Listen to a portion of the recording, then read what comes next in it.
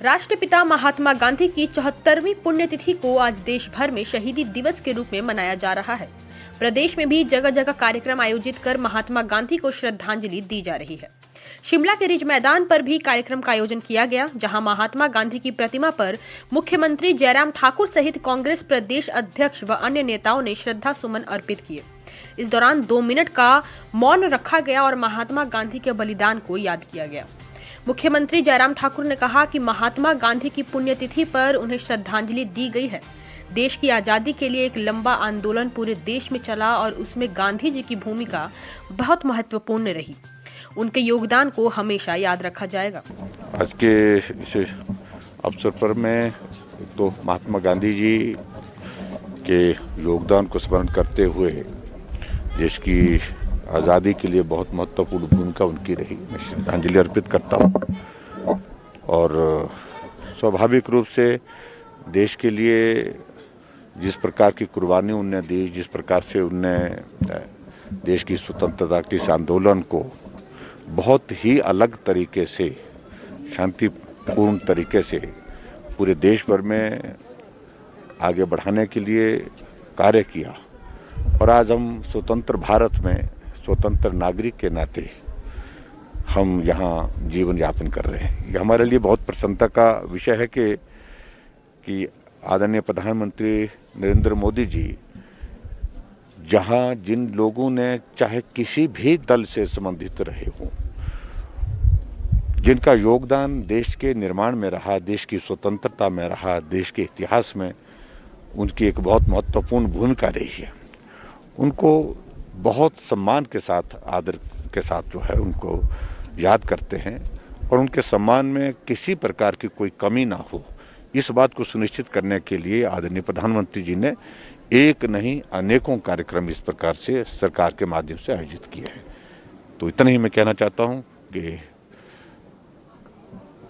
महात्मा गांधी जी के योगदान को ये देश भूल नहीं सकता है। वहीं कांग्रेस प्रदेशाध्यक्ष कुलदीप राठौर ने भी महात्मा गांधी की पुण्यतिथि पर उन्हें श्रद्धांजलि दी। राठौर ने कहा कि आज के दिन सिरफिरे धर्मांध व्यक्ति ने महात्मा गांधी की हत्या कर दी थी। महात्मा गांधी की अहिंसा की विचारधारा को आज अपनाने की जरूरत है। आज गोडसे की विचारधारा की सांप्रदायिक ताकतें सिर उठाने का काम कर रही हैं, जिनसे देश को बचाने की जरूरत है।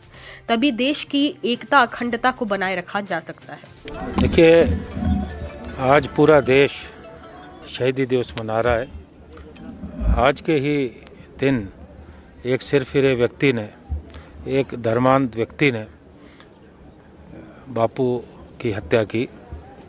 पूरा विश्व जो है शोक में डूब गया था। एक ऐसा व्यक्ति जिसने पूरे विश्व को हिंसा और सद्भाव का संदेश दिया, एक ऐसा व्यक्ति जिसकी विचारधारा पे अगर आज विश्व चलता है तो जो ये तनाव देशों में चल रहा है, ये सारे तनाव ख़त्म होंगे। देश की आज़ादी में अग्रणी भूमिका महात्मा गांधी जी की रही है। उनके प्रयत्नों से देश आज़ाद हुआ और अंग्रेज़, जिनके बारे में कहा जाता था कि उनके शासन में कभी सूर्यास्त नहीं होता, उस व्यक्ति ने अहिंसा के बल पे, सत्याग्रह के बल पे जो है अंग्रेज़ों को इस देश से बाहर निकाला और इस देश को आज़ादी दी।